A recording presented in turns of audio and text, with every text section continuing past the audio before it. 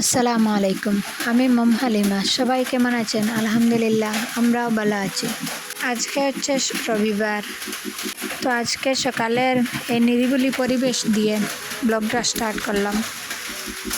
সকালে উঠে খালি পায়ে ঘাসে একটু হাঁটছিলাম। আমাদের বাড়িতে যেদিকে তাকাবেন চারিদিকে শুধু ঘাস আর ঘাস। খালি পায়ে ঘাসে হাঁটাটা খুবই ভালো। সকালের এই ঠান্ডা ঠান্ডা আবহাওয়াটা আমার খুবই ভালো লাগে।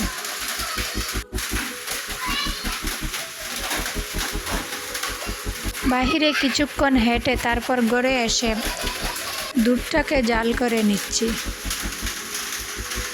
তারপর রিজা আর রিজওয়ানকে হরলিক্স দিয়ে আর দুধ মিশিয়ে দিয়েছিলাম ওদেরকে। ওরা তো আর চা খাবে না, তাই ওদেরকে ওইটা দিয়েছিলাম। আমি আগে খুব একটা চা খেতাম না। সকালে উঠে অনেকক্ষণ খালি পেটে থাকতে হয়, তো তাই এই চা খাওয়ার অভ্যাস করে নিয়েছি। এখন দেখা যায় ঘুম থেকে ওঠার পর চা না খেলে আর শরীরে ভালো লাগে না। তো আমরা চা খেয়ে নিলাম আর ওদেরকে হরলিক্স গুলে দিলাম।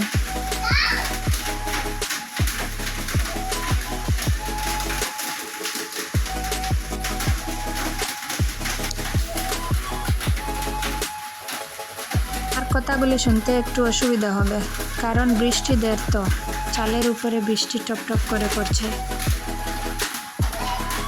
তারপরে ঘরে আপেল ছিল, তো সবাই মিলে আপেল কেটে খেলাম। তো আপেলগুলার সাইজে একটু ছোটো ছিল, কিন্তু খেতে খুব মিষ্টি ছিল। তারপর চুলা পেঁয়াজ আর মরিচ দিয়ে মেখে খেলাম। এইভাবে চুলা মেখে খেতে খুবই ভালো লাগে। এখানে হচ্ছে পেঁয়াজ কুচি, রসুন কুচি, কাঁচামরিচ, আদা বাটা, রসুন বাটা হাত করা কেটে নিয়েছি। এখন রান্না করব হচ্ছে ডাল, ভিজিয়ে রেখেছি এখানে। আর এই বাটিতে হচ্ছে চালটা আমি মাঝে মাঝে কিছুক্ষণ ভিজিয়ে রেখে রান্না করি। ভাত রান্না করার পর খুবই সুন্দর হয়। আর চুলাটাও ভিজিয়ে রেখেছিলাম, চুলা ভুনা করবো এখন।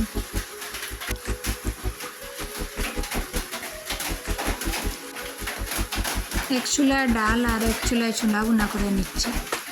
চুলাটা আমি হাত করা দিয়ে ভুনা করে নিচ্ছি। কিছুক্ষণ কষিয়ে তারপরে পানি দিয়ে দিলাম। পানি দেওয়ার পরে ঢাকনা দিয়ে ঢেকে দেব।